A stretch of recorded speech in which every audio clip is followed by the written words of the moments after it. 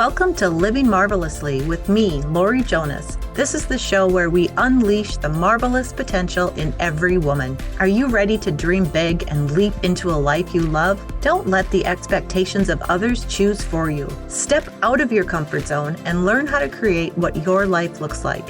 I'll take you on an inspirational journey, helping you tap into the wellspring of your inner strength, get clear on your life purpose, and unleash the vision you came into the world to share. On Living Marvelously, you will learn about personal development, self-care, and spirituality.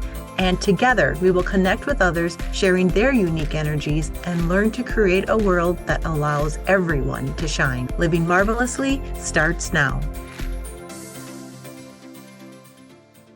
Hello, everyone. I'm Laurie Jonas, and you're listening to Living Marvelously with Laurie Jonas on Transformation Talk Radio.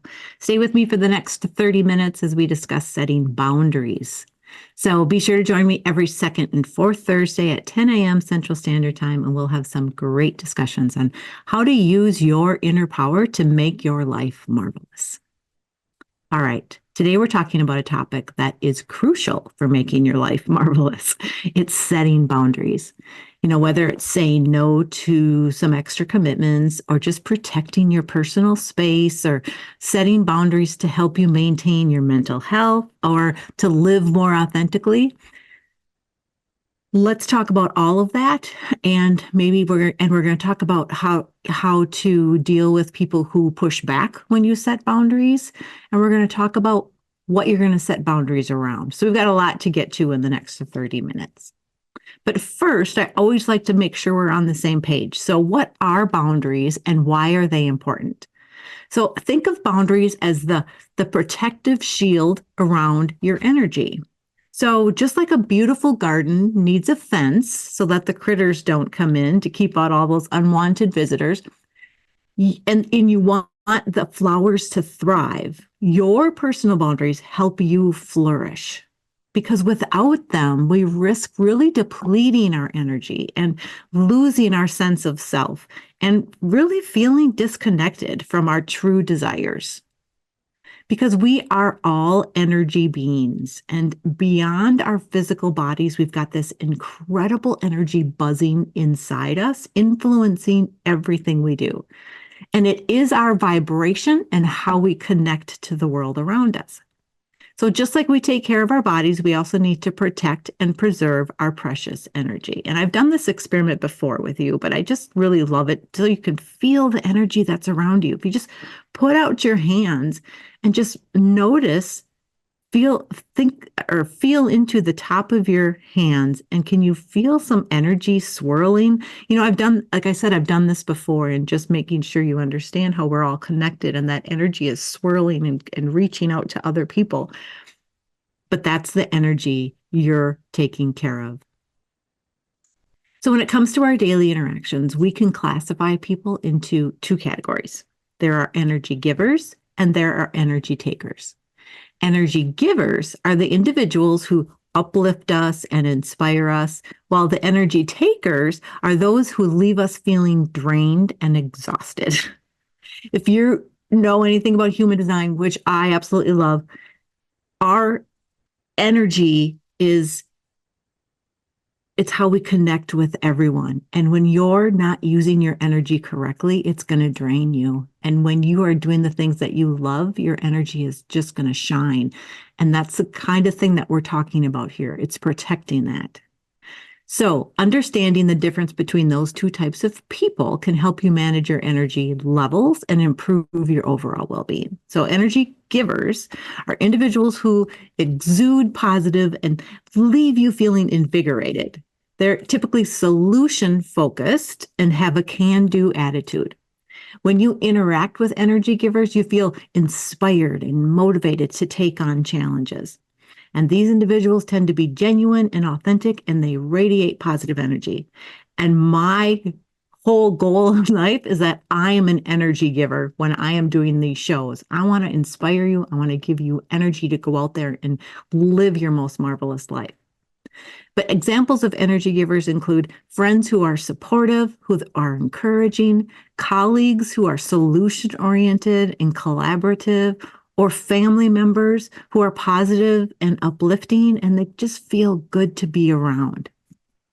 So on the other hand, energy takers are individuals who drain your energy and really leave you feeling exhausted.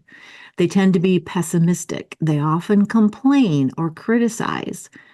So when we were talking about energy givers, we were saying that they may be colleagues who are solution oriented. Have you ever worked with somebody who just complained all the time, who was always complaining about what the people they work with or their customers or their clients, but they never gave a solution. They just wanted to complain about all the things that are bugging them, but there's no solution to how they can make it not bug them anymore, right? Or even family and friends who just complain about how people treat them or whatever it is, but they never come up with some kind of a solution well, maybe I need to do something differently.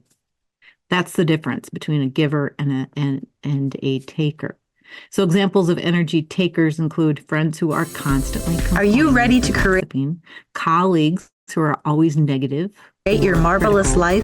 Family members who are needy or demanding. But it's important to be aware of the energy givers and the energy takers in your life so you can manage your energy levels effectively. Because spending time with energy givers can help you feel more positive, motivated, while limiting your interactions with those energy takers can help you conserve your energy so you have more for doing the things that you really love to do and to be with the people you love to be with. So here's some tips for managing your energy. Surround yourself with positive and supportive people. Set boundaries with energy takers to limit your exposure to their negativity. Practice self-care to recharge your energy levels and focus on solutions rather than problems to maintain a positive mindset. I did a little poll on one of my emails recently where I was in a situation where I heard some people next to me, but I couldn't leave. And they were complaining a lot about being sick and how all these people around them were getting that same disease and they were getting sick. And I was just trying to find a way to get back into a positive state. And for me, because I couldn't leave the situation, I had to just sort of close my eyes and come into a meditation of just coming back to myself. But the poll asked, different ways. How do you preserve your energy? And the number one thing that people checked was they surround themselves with positive and supportive people. And I think it's easy to do because you can just walk away. You can just walk away from people that aren't creating that positive energy environment for you. Okay, so let's get into more of the boundaries. So one of the biggest ways to drain your energy is by not setting boundaries. So I have learned in my life several boundaries that I need to have. I know that I love my personal space and I need alone time in order to be available for others. So if I'm entertaining people at the cabin or all the kids are home for the holidays, I'll always take a few moments during the day just to be alone and to come back to myself. Usually means that I'll write or I just catch up on some things that matter to me. But most of the time, other people don't even realize that I've slipped away and taken this little time for myself. But then when I'm done, I'm re-energized and I'm able to be a better host. Another example of a boundary I have is saying no to people or things that do not fit into my day. I tune into what my body needs, whether it's downtime, exercise, time for living marvelously, social time, work, etc. I listen to my gut and say no to invitations or requests that don't feel aligned. So I'm learning to not think I have to do everything that others want or expect me to do. That's a big one. That's a big boundary, and we're going to talk more about that. But before you can set your boundaries, you need to first understand what you're protecting, what truly matters to you, what are your non-negotiables, and what brings you joy and fulfillment. What do you value the most? So here are some examples of non-negotiables and some values. So These non-negotiables that we're going to go over today come from a post I wrote about self-care habits, but they're going to give you some ideas of what you're protecting. So maybe some non-negotiables for you are that you meditate for 5 to 10 minutes a day, and you're going to protect that time that you do that. Maybe it's you drink a glass of lemon water every morning. Maybe it's you exercise for 30 minutes. Maybe it's that you decide you're not going to drink alcohol anymore, or journaling in the morning. Maybe it's cooking, making sure you're eating one meal at home every day. Maybe it's getting your reading in. Maybe it's making sure you take a walk in nature every day. Maybe it's that you really love to get facials, or you really love to get your nails done, or getting a pedicure, and you're going to protect that time that you set aside to do that. Let's see, what else? Maybe it's you write for 30 minutes a day, or you work on some hobby that you really love, that you're trying to make into more of a career for yourself, but you need time to practice, setting aside time to do that. Maybe it's music. Maybe it's maybe staying off social media. There's so many things. I think some of the big things that we really want to set boundaries around are when you need to have time alone, when you want to do some things that you really love. So your hobbies, your work, setting boundaries of when you're going to work.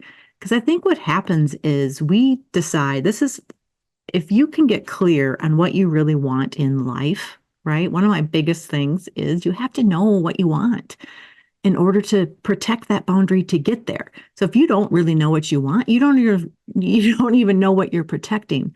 But if you know what you want, like for example, let's just use you want to start a new business, and you want to be successful in this business. So you need time to work on that business during the week. Maybe you have another full-time job. So you need to, after hours, work on that business.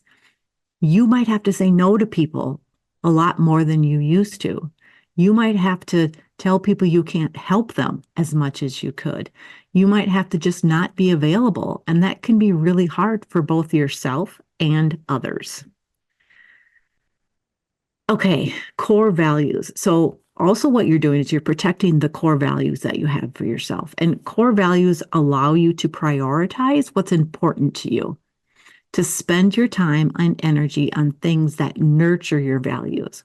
So things like acceptance, balance, calm, trust, strength, freedom, abundance, success, fitness, health, leadership, learning, bravery, determination, imagination, and so many more.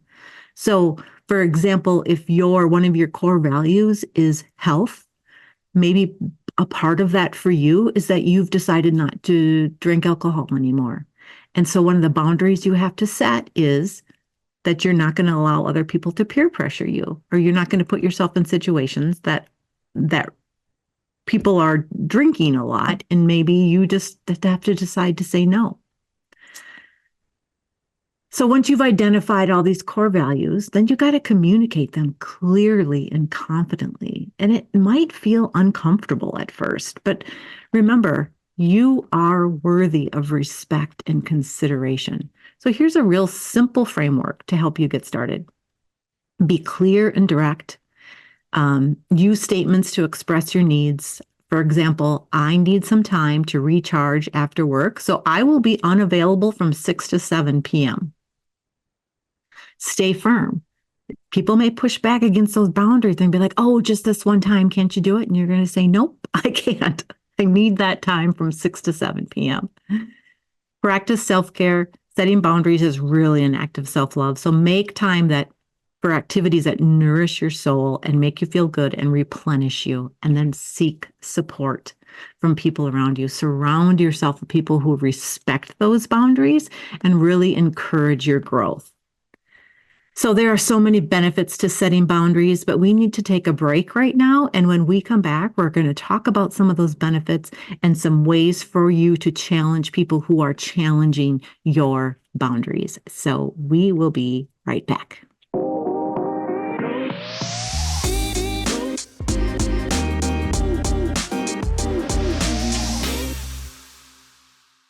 All right, welcome back. We are back on Living Marvelously with Laurie Jonas, and I want to encourage you to go to my website, livingmarvelously.com.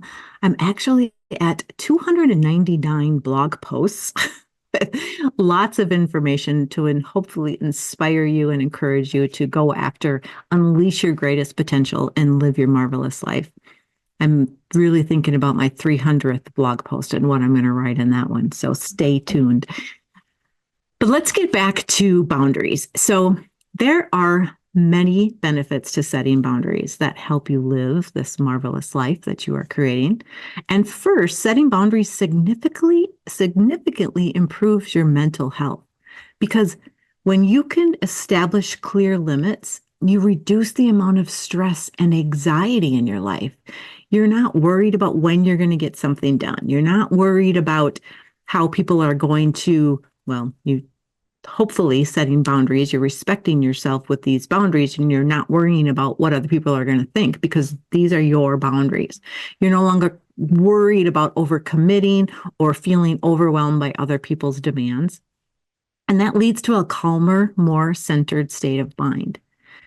With clear boundaries, you're better able to protect your emotional well-being because you're not taking on the emotional baggage of others, which allows you to focus on your own needs and feelings. And this can lead to decreased anxiety, depression, overall better mental health. And then next, boundaries lead to better relationships, because when you clearly communicate your limits, it fosters mutual respect and understanding. Others know what to expect from you, and they're less likely to overstep. So, for example, like if your partner knows that you need some downtime when you get home from work, he's not going to plan things during that time. And that just leads to better communication, leads to better knowledge of each other, knowing what each other wants and respecting that. By setting boundaries, you also teach others how to treat you. You learn to they learn to respect your time and energy, which can lead to deeper, more fulfilling connections. And it's a way of showing that you value yourself. And then it encourages others to value you too. And it might also encourage them to value themselves as well. It's really goes full circle. They see you doing something. They're like, oh, I like what she's doing. I can see a difference in her. I'm going to try that too. And one of the most immediate benefits of setting boundaries is that you gain more time for self-care. When you can say no to things that drain your energy, going back to those energy givers, energy takers, when you can say no to those energy takers, you open up space for activities that rejuvenate and energize you. You know, whether it's reading, exercising, spending time with people who do make you happy, or pursuing a hobby, having that time is crucial for your overall well-being. One of my biggest platforms as well is to not let other people's expectations of you run your life. So by setting these boundaries, you're sort of saying, you know what? I know you really want me to do this for you, but I have set aside this time to work on me. And so that's not going to be possible. You're going to have to figure out either how to do that for yourself or find somebody else who can help you. I think that's so important. You get to decide. You are in charge of your life. You have the power to decide what makes you happy and what you're going to do. So setting boundaries helps you communicate that. All right. Setting boundaries is, going back to that piece of saving time for self-care, because self-care isn't selfish. It is absolutely necessary, because you're prioritizing your own health and happiness, which allows you to show up as your best self. in all areas of your life. And every time you set a boundary, you're affirming your worth. You're saying, I matter and my needs are important. And this can be incredibly empowering and can lead to greater confidence in all aspects of your life. Okay, I know I just gave you a lot of information on setting boundaries to protect your energy and what truly matters to you, but I also wanted you to be careful that you are not setting so many boundaries that you are not allowing space for the unknown or for new opportunities to enter your life. One of your non-negotiables should be to try new things and to pay attention to your intuition, because we really need to leave that open to let the universe guide us. If we're setting so many boundaries that we're like, okay, I have to do this now, I'm going to do this now, I'm going to do this now, I'm going to say no to everything else. Sometimes something's going to come in. You're going to be like, oh, I need to leave a little bit of room open for these serendipities, for these synchronicities, for these things that are coming into my life that I need to be paying attention to, that may lead me to what I need to achieve my dream. So just to be careful about that. Don't set so many boundaries that you're restricting anything that could really elevate your life from coming in. All right. Moving on. So now we're going to talk a little bit about pushback from others. So have you ever felt guilty about saying no to people or felt a little fearful about setting this boundary? Because sometimes when you set a boundary, you're like, okay, like we said before, 6 to 7, I am not available. I need this downtime. And then, of course, the next day, somebody's going to say, hey, do you want to go to that concert we've always wanted to go to? It starts at 6. And you're going to be like, crap, I just set this boundary and now I really want to go to this. Absolutely 100% you should go to that. These boundaries are not, they're not laws. They're not going to make anything, nothing's going to happen to you if you don't have it. But maybe you're going to say yes because it's something you really want to go to, but maybe you still need to, you want to honor your boundary and you're going to stay home, but you feel really guilty about saying no. And it can kind of feel like walking a tightrope. You want to protect your energy, but the guilt and the fear of confrontation can really make it challenging. So you have to remember that you are worthy of respect. You're worthy of space. And like I mentioned in the beginning of the show, think of boundaries as this loving fence around your garden. They protect the beauty within without shutting others out. So to overcome this fear, really use some daily affirmations that remind you of your value. Try saying, I deserve respect and I deserve peace every morning. Picture yourself setting a boundary calmly and confidently, and this mental rehearsal can really ease the anxiety of real life situations. And be gentle with yourself. It's okay to feel uncomfortable at first because growth comes from stepping out of your comfort zone. I did a whole show on comfort zone. It's so important to really notice that. People are going to push back, so stay consistent as much as you can, but know that you can be flexible. Express your needs and reasons calmly. I need time alone to recharge so I can be fully present with you later. Of course, surround yourself with people who respect your boundaries and uplift you. Let's see, how to handle boundary violations. So despite your best efforts, boundaries can sometimes be crossed. So just remind people of your boundaries and say, I've asked for space during my work hours. Please respect that.